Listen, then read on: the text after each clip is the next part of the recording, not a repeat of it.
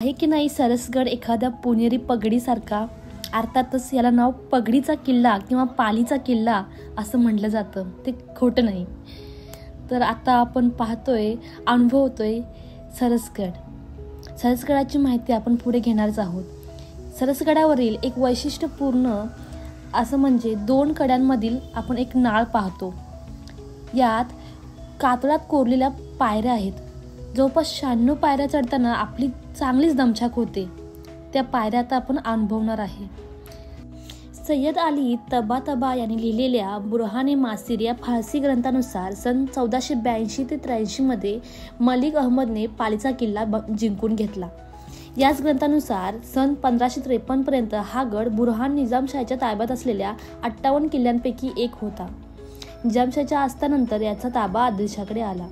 हा गड जिंकून घेण्यात नारो मुकुंदने गाजवलेल्या पराक्रमामुळे शिवाजी महाराजांनी त्यांना सुधागड सोबत सरसगडाची सबनिशी दिली.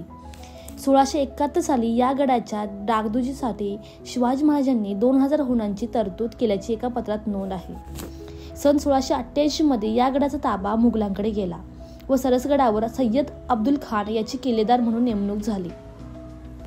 पुढे सन 1729 मध्ये सरखेल कान्होजी आंग्रे यांनी सिद्दीकडून हा गड जिंकून घेतला.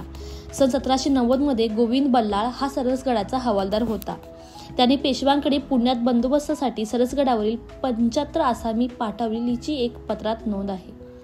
पुढे सुधागडप्रमाणे सरसगड ही भोर संस्थानांच्या ताब्यात गेला. आता आपण किल्ल्याच्या पाली दरवाजाजवळ येऊन पोहोचलोय. तर पुढच्या भागात आपण पूर्ण किल्ला अजून विस्तार पाहणार आहोत. व्हिडिओ आवडला असल्यास नक्की लाईक करा, शेअर करा, कॉमेंट करा आणि पुन्हा भेटू नवीन व्हिडिओमध्ये. Tata, bye bye.